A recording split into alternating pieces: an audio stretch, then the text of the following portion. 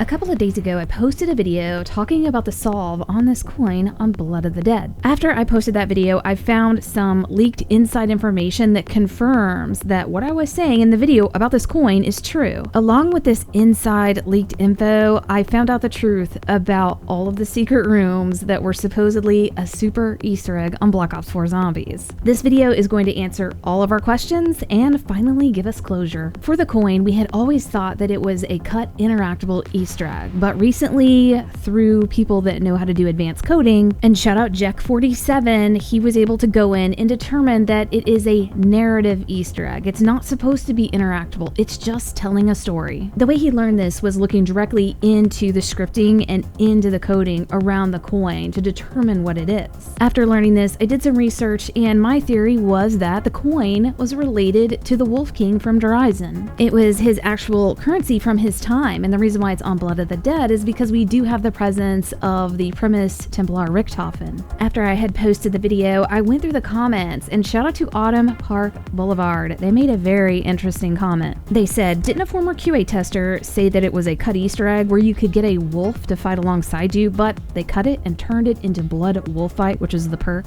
I also remember hearing that rumor, and it was just speculation. I don't remember that ever coming from a QA tester, and the evidence that we have is very strong in the scripting and coding. It says that it's a narrative model, and that's all it's ever been. But this comment got me to go back through my files and investigate more. This QA tester that they're talking about, his name was Call of Nobody Cares, and he was quite famous back in the day when Black Ops 4 first released. Apparently he was fired, and he felt that it was unfair, so he was a bit disgruntled, so he took to Reddit to absolutely blast every side Easter egg that he had tested and knew about on Black Ops 4. This happened like 6 years ago, and this guy was 100% confirmed to be a QA tester on Black Ops 4. He knew about every single Easter egg, side Easter egg, before we ever knew about them, and he's the reason why most of them got solved. He knew all of them for Voyage of Despair, Blood of the Dead, and Dead of the Night, and then he got fired, so he didn't know anything after that. But on Reddit, you can still see the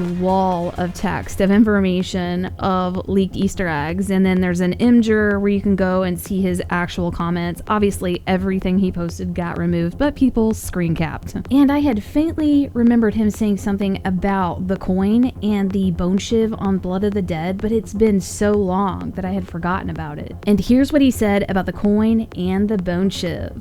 Coin and bone are just for nostalgia. Nothing was tested with them other than that they appear. So him as a QA tester would just go in and make sure that the coin and the bone showed up whenever the main Easter egg was enabled, and that's it. And that's all there is to it. There was never anything else associated with these. But he talks about these are items representing nostalgia. Obviously the bone with the 386A relates to Sal DeLuca. And when you think about the definition for nostalgia, it's something that you are familiar with from the past. It's not going to be any kind of new idea. And it often invokes a positive feeling or memory. So what is something from the past that we would be familiar with that would involve a ruler that is associated with wolves? So this information can definitely help to support the idea that this is the Wolf King. Also, in that comment, he said, Dead of the Night vases are the third jump scare EE. You have to throw frags into them in a certain order, may have been changed to destroying them, and that is all 100% true. And this is years before we even got close to solving it. This was a very complicated Easter egg, and we worked for years on it, and it finally got solved by advanced coders, but everything he said here was 100% true. Yes, it was the third jump scare Easter egg. So this dude saying that the coin and bone were always just nostalgia, I'm gonna believe that, especially when the code backs it up, and the other ideas of it being something else and interactable were just speculation. This was like the community trying to figure out what it could be.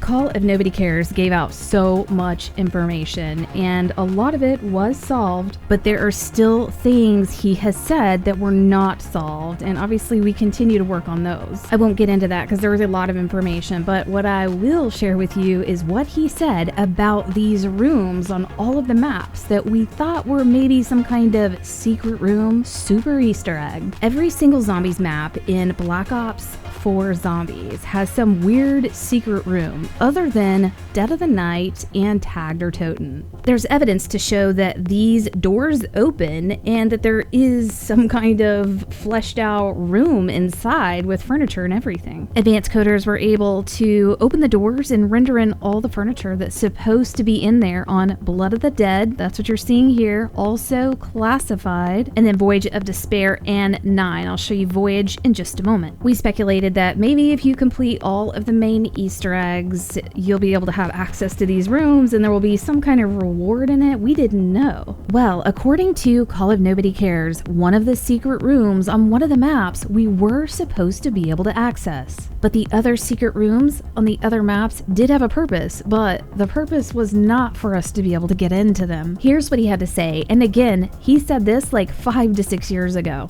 The rooms in Voyage of Despair and 9 are used for the in-game cutscenes, etc. Some are in the game, some are just used in the trailers and hype videos. We tested to make sure the 9 one was completely inaccessible. The one on Voyage of Despair is different. It was originally meant to open when the power is turned on, and there are a couple of visual Easter eggs in there. It is the ritual room of the priest in the mask, which is seen in the opening cutscene. The Easter eggs are just candles that light up a couple of books for which you can read the names of. Nothing interactable or game-changing. And then what he says next is crazy. For some reason, the door opening never worked, and they never fixed it. Then he goes on to say, it's actually a bug that it doesn't currently open when the power is turned on. Finally, he says, besides these two, testing the other doors may have been a job for another crew. If they contained any Easter eggs, like the Voyage of Despair one,